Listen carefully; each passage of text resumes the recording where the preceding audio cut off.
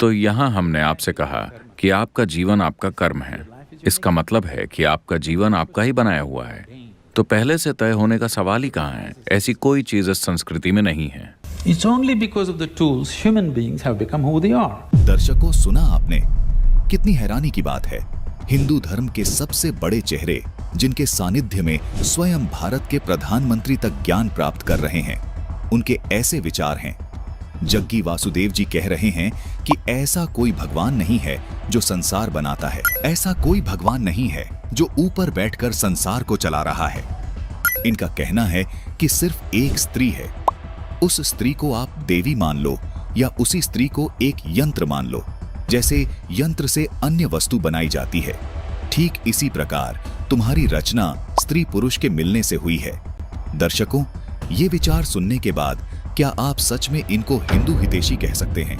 जबकि ऋग्वेद मंडल नंबर 9 सूक्त चम्मन मंत्र 3 में तथा ऋग्वेद मंडल 9 सूक्त 86 मंत्र 27 में स्पष्ट प्रमाण है कि परमात्मा धुलोक के तीसरे पृष्ठ पर विराजमान है और सभी ब्रह्मांडों के ऊपर तिष्ठति अर्थात बैठा है।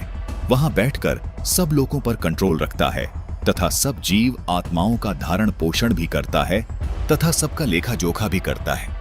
जबकि जग्गी वासुदेव जी कहते हैं कि कोई भगवान नहीं है जो ऊपर बैठा है, कोई ऐसा भगवान नहीं है जो हमारा भविष्य निर्धारित करता है। सुनिए एक बार फिर से इनका ये शास्त्र विरुद्ध ज्ञान। एक ही ईश्वर में विश्वास करने वाले मानते हैं कि कोई एक भगवान है जो ऊपर बैठकर आपके लिए चीजें करता है, यानी कि कोई ऐसा शख्स है जो सारे फैसले करता है। इस संस्कृति में ऐसा नहीं है। यहाँ कोई भगवान नहीं है। इससे तो ये साफ जाहिर हो रहा है कि जग्गी वासुदेव जी हमारे शास्त्रों को बिल्कुल नहीं मानते। संपूर्ण जानकारी के लिए देखिए सनातनी पूजा के पतन की कहानी, संत रामपाल जी महाराज की जुबानी, भाग 3।